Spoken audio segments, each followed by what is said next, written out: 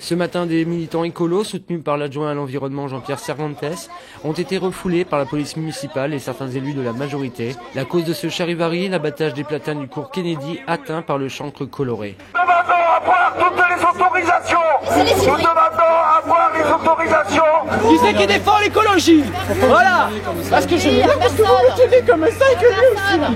Alors, qui c'est C'est pas lui là. On n'est pas d'accord avec ce chantier. On est des citoyens, on paye des impôts, on a le droit de construire une parole. Il n'y a pas d'autre solution de venir faire tourner. Il y en a pas. Écoutez, moi j'adore, écoutez-moi. D'abord vous avez une mauvaise information. Et maintenant, si on les laisse, pour que la comparaison ils meurent, on fait quoi? Soyez prudents, attention, pas de violence, pas de violence, pas de violence, ah, pas de violence, pas de violence, pas de violence, pas de violence, pas de violence, pas de violence, la police c'est suffit, arrêtez vos violences, vous êtes tous employés les policiers, vous n'êtes pas là pour faire de la violence, vous devez être avec nous pour soutenir les armes. L'adjoint à l'environnement s'estime dans son rôle en alertant le maire. Ma position et mes informations sont arrivées très tard. Mais ils sont arrivés très tard parce que je les ai eues très tard. Mais ce n'est pas parce qu'on a une décision très tard, une information très tard, qu'il ne faut pas changer sa position. Je n'ai pas de demande de Mme le maire pour revenir sur cette manifestation d'aujourd'hui. Par contre, elle est très en colère. Elle est très en colère, mais elle est informée. Elle est informée et je pense que moi, je joue mon rôle d'adjoint en informant, d'abord en relayant une information que j'ai eue, en mettant en relation Mme le maire avec l'association.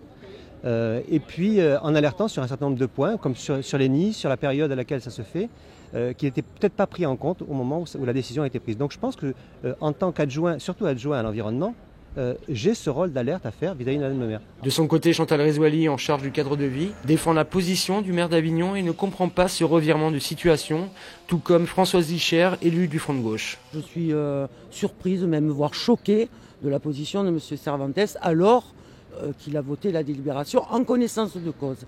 Nous avons fait de nombreuses réunions, dont 2 réunions publiques animées par Madame le maire.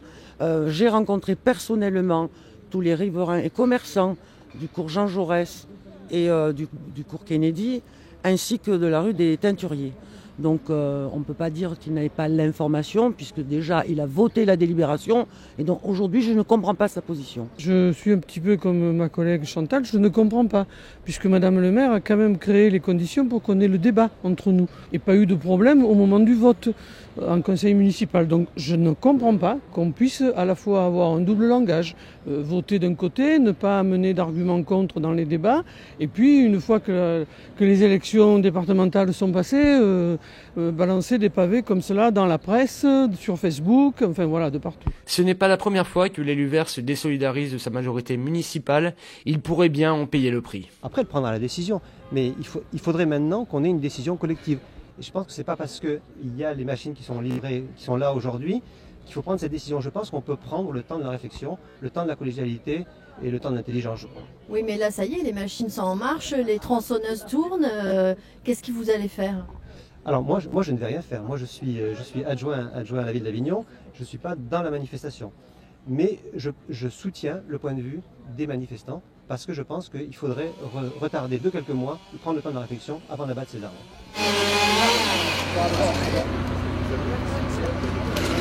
L'abattage et l'essouchage continuent jusqu'au 24 avril.